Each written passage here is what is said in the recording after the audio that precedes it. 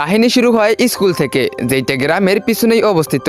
সেইখানে ছাত্ররা আসে, আরাম করে পড়াশোনা করে আর ছুটি হতেই বাসায় চলে যায়। কিন্তু যখনই রাত 12টা বেজে যায় তখন সেই স্কুল থেকে ভেসে ওঠে এক ভয়ঙ্কর বেলের আওয়াজ।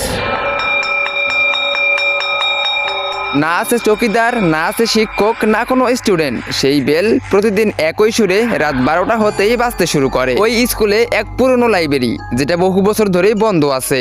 লোকজন বলতো ওই লাইব্রেরির ভিতরে কিছু একটা আছে, অদৃশ্য ছায়া। কিন্তু সেই গ্রামেই থাকতো এক বুদ্ধিমান ছেলে, রাব্বি। তার ছোট থেকে স্বপ্ন ছিল সে একদিন পুলিশ অফিসার হবে, আর সে ওই স্কুলেই পড়তো। একদিন ক্লাসে ম্যাডাম সবার রোল নাম্বার ডাকতেছিল।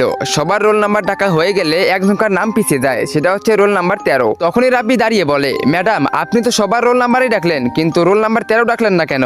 এইটা শুনতেই ম্যাডামের মুখ ফ্যাকাশা হয়ে যায়। তখনই ম্যাডাম রেগে যায় আর বলতে থাকে, তুমি কি পড়ালেখা করার জন্য আসছো নাকি ফালতু জিজ্ঞাসাবাদ করার জন্য আসছো? চুপ করে বসো। তখনই রাব্বি চুপ করে যায় আর বসে পড়ে। স্কুল ছুটি হতেই সবাই নিজ নিজ বাসায় চলে যায়, কিন্তু রাব্বির মাথায় একটা কথাই ঘোরাঘুরি করতেছিল, আসলে কি আছে ওই রোল নাম্বার 13-র মধ্যে, যেটা শুনতেই ম্যাডাম অনেক বেশি রেগে গিয়েছিল। আর সেই দিন রাত্রিবেলা রাব্বি না ঘুমিয়ে চুপি চুপি সেই স্কুলে চলে আসে আর সিধা লাইব্রেরির ভিতরে ঢুকে পড়ে। আর সে খুঁজতে থাকে হাজিরা খাতা আর বলতে থাকে, কে এই রোল নাম্বার 13? কি রহস্য আছে তার মধ্যে? আমাকে খুঁজে বের করতেই হবে। তারপর সে লাইব্রেরির এদিক ওদিক খুঁজতে শুরু করে, কিন্তু কিছুই খুঁজে পায় না।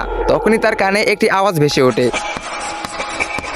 আর যখনই রাব্বি পিছনে ঘোরে তখন সে দেখতে পায় ব্ল্যাকবোর্ড একা একা কিছু লিখতেছে, অর্জুন মিস রোল নাম্বার 13। তো বন্ধুরা, কে এই অর্জুন রোল নাম্বার 13? আর কি বা রহস্য আছে তার মধ্যে লুকিয়ে, তোমরা সেটা দেখতে পারবে পার্ট 2-তে। তো পার্ট 2 দেখতে চাইলে ভিডিওতে লাইক করে চ্যানেলটিকে সাবস্ক্রাইব করে